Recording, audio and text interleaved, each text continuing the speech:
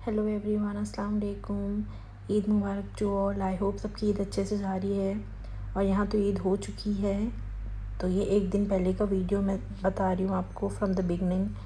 जी, तो यहाँ पर एक दिन पहले मैं स्कूल में ही मेरी कलीग ने मुझे मेहंदी लगा दी थी और फिर घर पे आने के बाद जो मम्मी ने मेरी आदत दिलाई ये लोग को, वो एवरी मॉर्निंग ये लोग को कुछ ना कुछ खाने के लिए देते थे, तो वो भी मैं कंटिन्यू कर रही हूँ क्योंकि ये लोग को खिलाने से बहुत अच्छा लगता है। मतलब दुआ भी देते हैं और अच्छा लगता है जब कोई भी जानवर हमारी वजह से कुछ खा लेता है। तो ये एक सदका ज़रिया भी है और खिलाना चाहिए ये लोग को।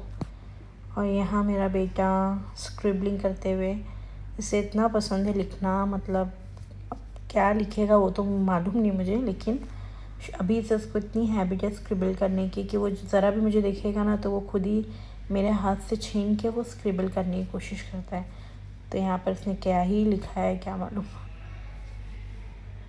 और जैसे ही मैं कैमरा ऑन कर दूँगी तो सबसे पहले हाय करेगा सबको। फिर शाम में हम चले गए थे नेस्टो मार्केट। एक्चुअली ज़ान के लिए हम लोग ने जुब्बा नहीं लिए थे, जो कुर्ता या जो भी जुब्बा मिलता वो ले लेते। तो मैं इसको लेके चली गई थी और मेरे हस्बैंड ने ऑफ़िस के बाद हमें जॉइन किया।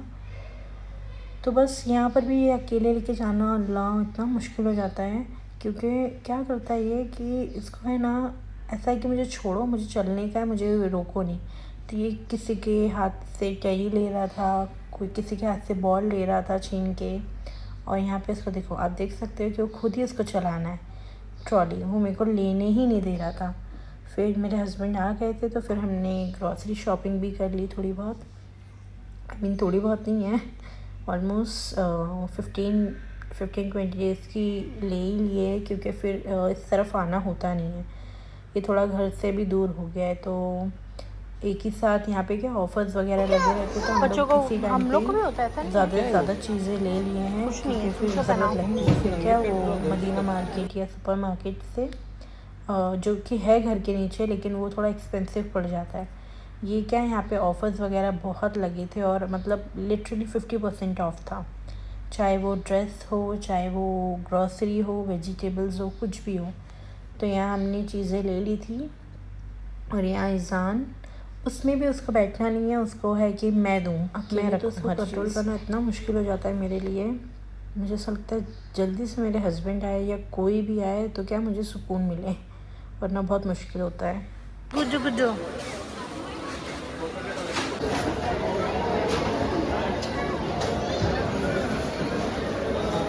जी, तो ये हो गई थी ईद का दिन, जो कि कल।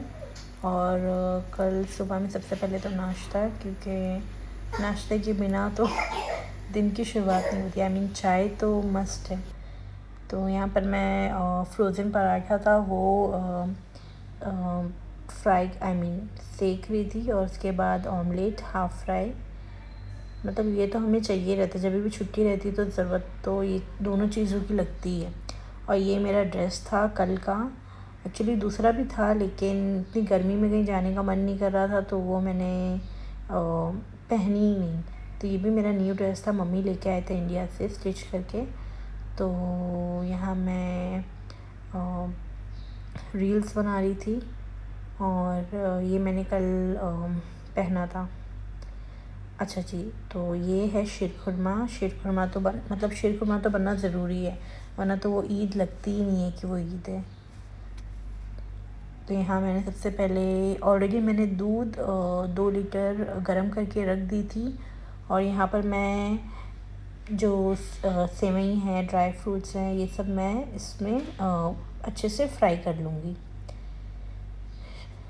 तो यहाँ मैं सबसे पहले घी ली हूँ। घी में आपने ये जो ड्राई फ्रूट्स है इसे अच्छे से आपने फ्राई कर लेना है। अगर मेरे पास चारोली नहीं थी तो यही जो कैश्यू, अपना काजू, बादाम और पिस्ता, यही 3 मैंने डाला है इसमें। कितने लोग किशमिश भी डालते हैं और चारोली मुझे भी डालना था, लेकिन मेरे पास था नहीं उस टाइम पे।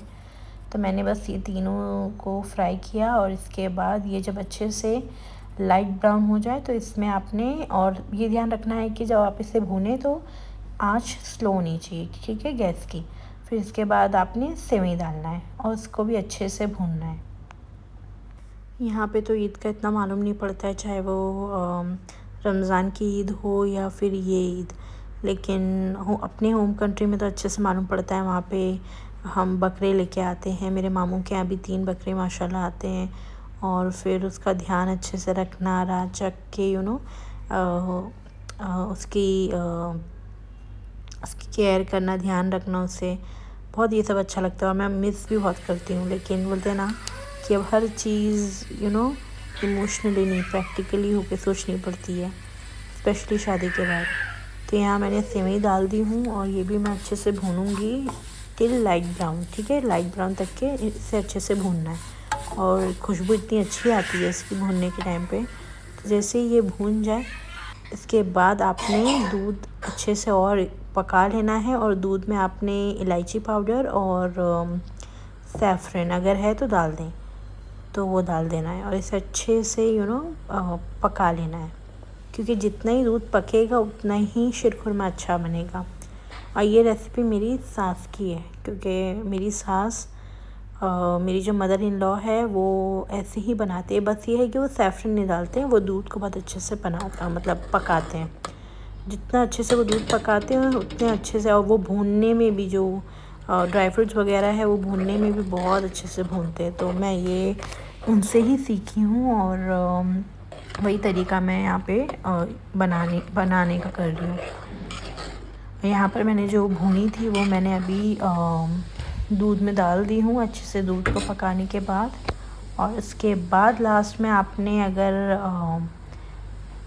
मेरी सास तो मतलब मेरी जो मदर इन लॉ है वो पहले शक्कर नहीं डालते हैं, लेकिन मैं यहाँ पे कंडेंस मिल्क भी डालती हूँ, क्योंकि मुझे शक्कर और कंडेंस मिल्क दोनों में डालती हूँ, बैलेंस करके दोनों भी।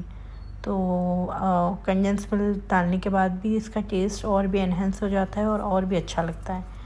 तो ये जी मेरी शीरखुरमा रेडी है, और अभी मैं इसे सर्व करूँगी।